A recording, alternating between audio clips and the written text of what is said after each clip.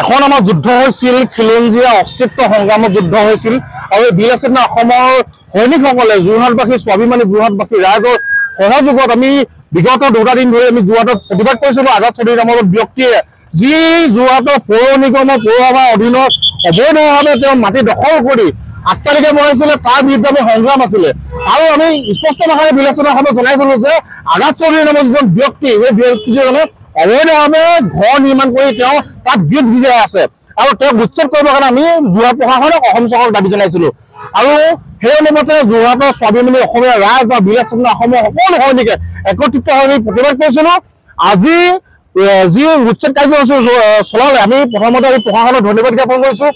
যোৰহাট জিলাৰ যি পৌৰ নিগম আছে পৌৰসভা সকলো বিষয়বিলাক ধন্যবাদ জ্ঞাপন কৰিছো কাৰণ এই জয় অসমৰ বসবাস কৰা খিলঞ্জীয়া ভূমিপুত্ৰসকলৰ জয় জাতি জনগোষ্ঠী সকলোৰে জয় এই যুদ্ধ আছিল কোনো ধৰণৰ ধৰ্ম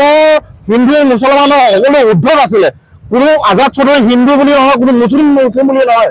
আমি কৈছিলো যে অবৈধভাৱে আহি কোনোবাই অসমত তেওঁলোকে মাটি বেদখল কৰি ঘৰ বনাব আৰু অসমীয়া মানুহে মাটি এডোখৰ কাৰণে হাহাকাৰ কৰিব কোনোবা দল সংগঠনে এডোখৰ কাৰ্যালয়ৰ কাৰণে মাটি বিচাৰি হাহাকাৰ কৰিব আৰু তেনেকুৱা ধৰণৰ মানুহে আহি যোৰহাটৰ মাজনগৰত তেওঁলোকে বেদখল কৰি ঘৰ বনাব তেনেকুৱা ধৰণৰ সাহস তেতিয়া ভৱিষ্যতে কোনো কৰিব নোৱাৰে সেইকাৰণে বীৰ লাচিত অসমে সংগ্ৰাম কৰিছিলো আজি এটা ঐতিহাসিক জয় বুলি ক'ব লাগিব এই স্বাভিমানী অসমীয়া অসমত বসবাস কৰা সকলো ৰাইজৰ জয় সেইকাৰণে আজি আমি শিৱসাগৰ জিলা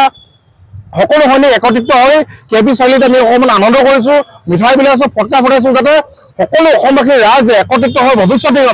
মাৰ বান্ধি থিয় হ'ব লাগিব এই যি এটা বণিক গোষ্ঠী যিসকল বিদেশী মনোভাৱ থকা এখন ব্যক্তি তেওঁলোকক প্ৰত্যুত্তৰ দিবৰ কাৰণে সকলো অসমবাসী ৰাইজক একত্ৰিত হ'বৰ কাৰণে আমি আহ্বান জনাইছো।